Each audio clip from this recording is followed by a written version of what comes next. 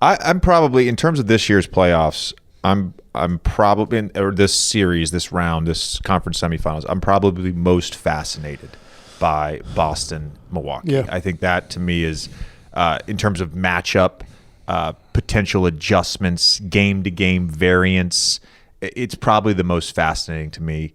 And I said this yesterday. We were on, I can't remember which show we were on together, but we were talking about Giannis's struggles from the field the first couple games.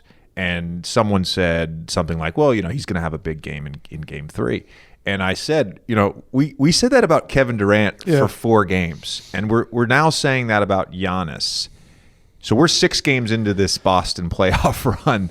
Maybe it's the Boston defense. Maybe the Boston defense is that good, because we're talking about probably the 2 best players in the world. No, I agree. And I think I was the one that said it about Giannis. I said after game 1, they won that game despite the fact that's the worst offensive game he's going to have in this series. And then I don't know, it's probably a coin toss, game 1 and 2 for him. First half of game 2 was terrible, but he played very well in the second half. Yeah. So at the end of the day, they're probably about the same, but either way, he didn't play well in either one. And that's when you were kind of like, well, is he? Maybe it's time we start to realize this is just what Boston's going to do. I think the reason I have the belief he will, and I look at KD, as great as KD is, when you get into the playoffs and you're allowed a little bit more getting into guys, and they've got that many guys that fit the physical profile to get up chest to chest with him and push him around a little bit, Tatum, Brown, Grant Williams, Horford could even switch out, do a good job on him. I think Giannis, it's less likely you're going to be able to continually do it because of his strength and his stride.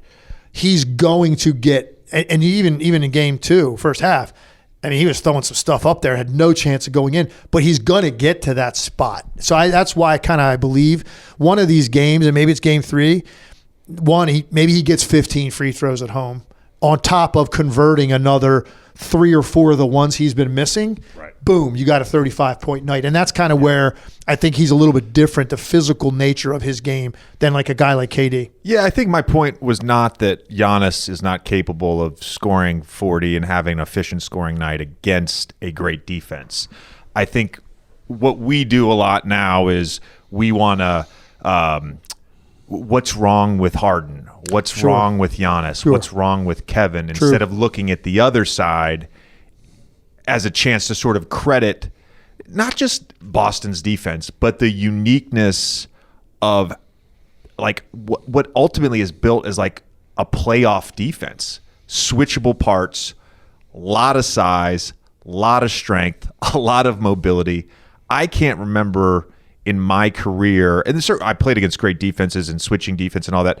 Like, I don't know that there's a better defense with their personnel and their game plan that's built for the playoffs than them in recent memory. I completely agree with you, and I'm going to throw in another component to it all, and this is when I gave Ime Udoka a lot of praise yesterday and everything we did, because they changed coaches. I didn't know much about him other than his background, but then, so obviously I'm watching the new coaches early in the season, had a hard time feeling like what is his stamp. As the season wore on, it was obvious. So in addition to not only having the physical profile stable of players, anticipation and communication, it's all coaching. That's stuff that's ingrained day 1 of camp. You start with your switches, your talks, you're anticipating the switch, communicating on dribble handoffs, on, post splits like the Warriors run that kill everybody because people don't prepare for it the right way or enough. That started to be obvious to me. This is culturally ingrained in their head from the beginning of the season. That's coaching. And the fact that he's up the whole game, I sometimes have a problem with guys that sit there for 2/3 of the game. No change demonstrably. Every now and then they stand up, arms folded a lot. And I kind of just go like, are they not doing exactly the same thing I'm doing right now? Watching the game? With a better seat. Right, yeah, just exactly. And I watch him and I'm like, that's how I coach. Every single, your stamps on everything. I'm not saying you're like making the guys like robots, because you teach that and now go play the way we want to play.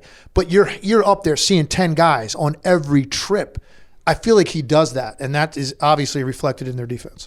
How much is the no Middleton thing a factor? Because I feel like in the Bulls series, they were so much more talented. They were also just so much more locked in that didn't seem to matter. But that's a big It's a big guy not being there. Huge. One, he's a very good defender, but I think the other end of the floor, you need a guy that can get you a shot from 15 to 20 feet on the floor contested off the dribble, because that's a late possession. We had a bad possession, and now this guy just won the possession because he's 6'8" and can stop anywhere in that range of the floor. But it's just obviously not Giannis's wheelhouse. Drew can do that, but Drew's more like at the rim or a three. That's like Middleton is the answer to those kinds of possessions. So that's why they miss him. And I still pick the Bucks. I didn't know how long he's going to be out. I'm hoping he makes an appearance and make me have a better chance of being right on that pick. But I don't know if he's going to make it back. And I still picked the Bucks because of my belief in Giannis. I don't know if I'm there. I know. I'm definitely in the minority. I'm not saying I'm a Bucks hater. This is the one series that I did not make a prediction about when I was on this week, and it's really hard for me. How the hell did ESPN not corner you on that? Because I gave like a secondary prediction.